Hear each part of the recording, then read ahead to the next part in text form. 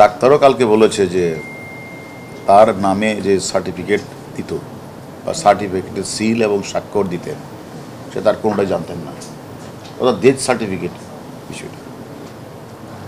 আর মাসে তাকে একবার নিয়ে আসতো, আইসা তো সে তাকে ঘুরাই নিত, সেই হিসাবে তাকে 12,000 টাকা দিত, এই কথাটা সে বলেছে। তবে এই ধরনের যে সে একটা জালিয়াতি করেছে, তার নামে ডেথ সার্টিফিকেট বানিয়ে সিল এবং সই জাল করেছেন, সেটা সব কিছুই জানতেন না।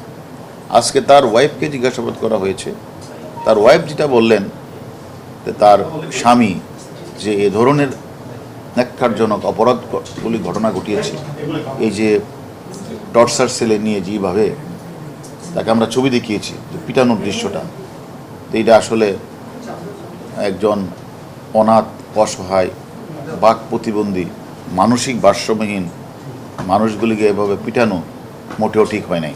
তার বিচার এই জন্য তার বিচার হতে হবে, এই কথাটা উনি বলেছেন। আর ওনাকে বলা হলো যে আপনার স্বামীর অ্যাকাউন্টে তো এখনও 1,85,00,000 টাকা আছে এবং এই টাকাগুলি কোথা থেকে পেতেন? তখন উনি বলল যে আমাকে তার অ্যাকাউন্ট কোথায় আছে বা অ্যাকাউন্টের সাথে আমার ফাউন্ডেশন আছে, কোনোটার সাথে আমাকে সম্পৃক্ত করে নেন। আমি সরকারি চাকরি করি, সে কোনোটাই আমাকে সম্পৃক্ত করে নাই। অর্থাৎ এবং সে এটাও তাকে আমি বললাম যে এই যে কোনো এতগুলি রোগী ধরলেন, রোগী বললাম যে তারা বাক প্রতিবন্ধী, তারা বৃদ্ধ, তারা প্যারালাইজড, এই মানুষগুলি এখানে যে থাকে তাদের তো প্রায়শই ডাক্তারের প্রয়োজন হয়। সে যে কোথাও কোনোদিন ডাক্তারের কাছে নিত না, সে সম্পর্কে তো আপনি তো একজন নার্স, আপনাদের তাকে দামাইকে বলতে পারতেন। সে বলছে আমি তাকে বললেও তো সে আমার কথা শুনতো না। এইভাবে আমরা মিল্টন সমদ্দারকে আমরা জিজ্ঞাসাবাদ করছি। জিজ্ঞাসাবাদে আসলে ভয়াবহ লোমহর্ষক সব ঘটনা বের হয়ে আসছে তার কাছ থেকে। এবং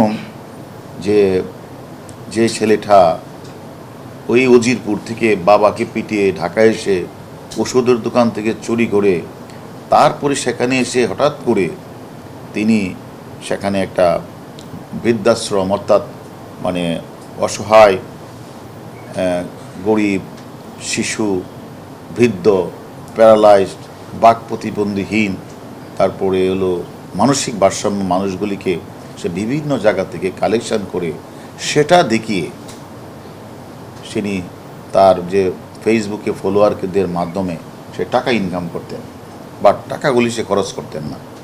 অন্যদিকে ওই গরিব অসহায় মানুষগুলি যে চিকিৎসার জন্য অনেক সময় অপারেশনের প্রয়োজন হতো, অত পচন ধরেছে হাতে, সে হাতও কেটে ফেলতো, আঙ্গুল কেটে ফেলতো, ব্লেড দিয়ে সে কেটে ফেলতো, এই যে রক্ত বের হতো এবং সে শেখা এবং এই যে ব্লেড ছুরি দিয়ে কাটাছেঁড়া রোগীরা যে কষ্ট পেত, আর্তনাদ করত, এই মাদকাসক্ত মিল্টন পৈশাচিক আনন্দ উপভোগ করতেন।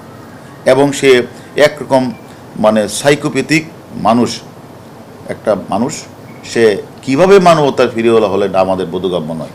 এবং সে কিন্তু স্বীকার করেছেন তার অপারেশন থিয়েটারে ছড়ি আছে, ব্লেড আছে, এগুলো আমরা উদ্ধার করেছি, এগুলো দিয়ে সে করতেন, সে নিজেও স্বীকার করেছেন।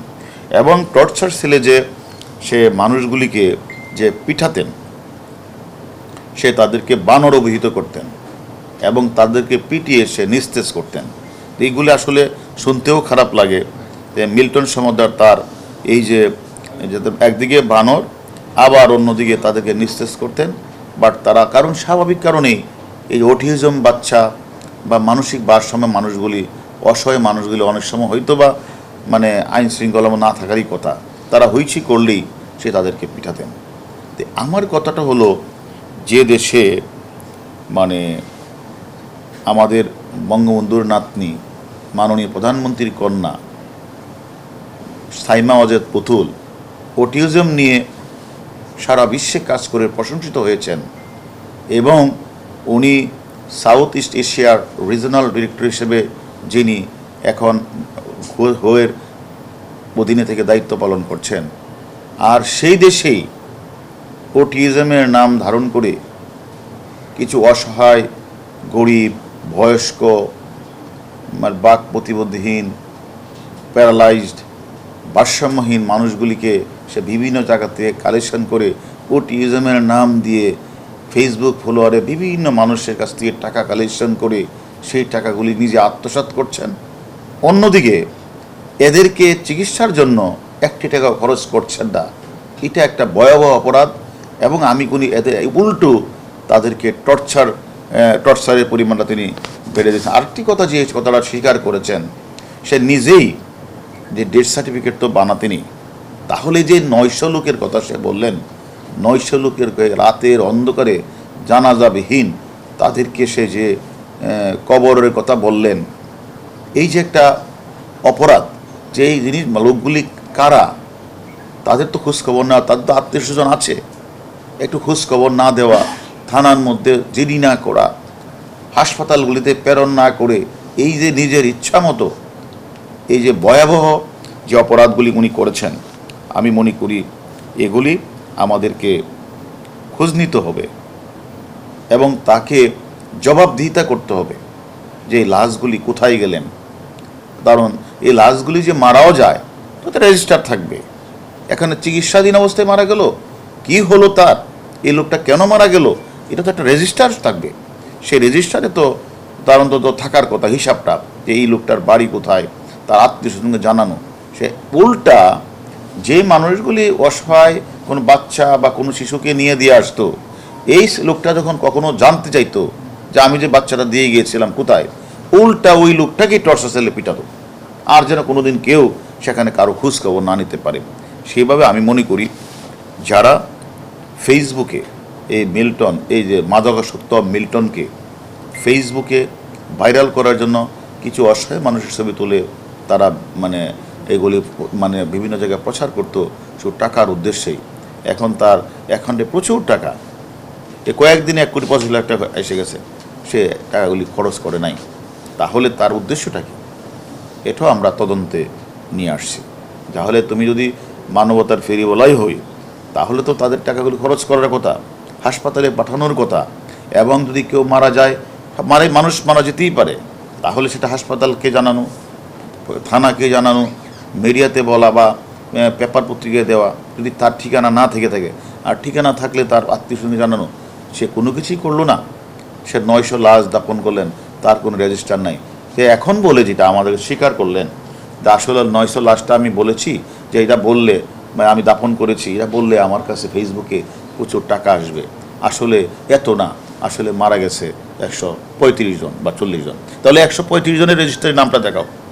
তা আসলে সে যে আরও আমাদের তদন্ত বাকি আছে, আমরা তাকে জিজ্ঞাসাবাদ করব যে টাকাগুলি কোথায় পাচার করেছেন, সে কেন পিটাতেন, সে কেন ডাক্তার রাখতেন না, সে কেন এদেরকে হাসপাতালে পাঠাতেন না, এগুলি আমরা তার কাছ থেকে আরও তথ্য নিব। আমি মনে করি যে আজকে যে অসুস্থ হয়ে মানুষ হাসপাতালে আসে, আর যদি এই মিল্টন এই যে এতগুলি মৃত্যুর ঘটনা, এই সবগুলি জবাবদিহি ঘটনা তাকে করতে হবে। সে মানুষগুলি জানাজা হলো না, রাতের অন্ধকারে কবর দেওয়া হলো, আত্মীয় স্বজনকে জানানো হলো না, মিথ্যাভাবে তারা ডেথ সার্টিফিকেট সে নিজেই সিল সাপোর্ট দিয়ে বানালেন এবং বানিয়ে এগুলি রেকর্ডে রাখলেন না, তার আত্মীয় স্বজনকে জানালেন না। তাহলে এই লাশগুলি যে এটা কি করলেন, আসলে কি দাপন করলেন কিনা, সেটা আমাদের তদন্তে আসবে। তদন্ত চলছে, আরও জিজ্ঞাসাবাদ করা হবে। আমি মনে করি এইরকম মিল্টন সমদ্দার বাংলাদেশে যদি আরও কিছু থাকে তথাকথিত মানবতার ফেরিওয়ালার নামে এই ধরনের অপকর্ম করে থাকে, সে সম্পর্কে আমরা খোঁজ নিছি। কাউকে এ বিষয়ে কাউকে ছাড় দেওয়া হবে না। আমাদের রিমান্ড শেষ হয়েছে, আবার আমরা রিমান্ড প্রেয়ার করেছি। আমাদের রিমান্ডে আসলে আমরা এই বিষয়গুলি তাকে আরও জিজ্ঞাসাবাদ করব যে এতগুলি মানুষের, সে নিজেই বলেছে 900 লোকের প্রাণ নিভে গেল। তাহলে এই লোকের প্রাণগুলি যদি নিভে যায়, তো এই লোকগুলি কীভাবে মারা গেল? আপনি তো হাসপাতালে নেন নাই, আপনি তো ডেথ সার্টিফিকেট নেন নাই, আপনি তো থানাকে অবগত করেন নাই। এই 900 প্রাণ নিভে যাওয়ার ঘটনা আদৌ সত্যতা কি না, না এটাও একটা টাকা ইনকাম করার জন্য তার একটা কথা, অথবা এই প্রাণগুলির সে কি করেছেন, আমরা তার কি কাজগুলি করেছে, এগুলির পূর্বে আমরা সেগুলো তদন্তে নিয়ে আসবো। এটা তো মিল্টন সমদ্দার যা ভয়াবহ অপরাধ করেছেন, একটি অপরাধ না, সে নিজেই স্বীকার করেছেন। এবং তার অ্যাকাউন্টে তো এখনও 1,85,00,000 টাকা আছে। সে এতগুলি টাকা থাকার পরেও কাউকে চিকিৎসা না করান না, সে নিজেই হয়ে গেছেন মানে অপারেশন থিয়েটারের হেড।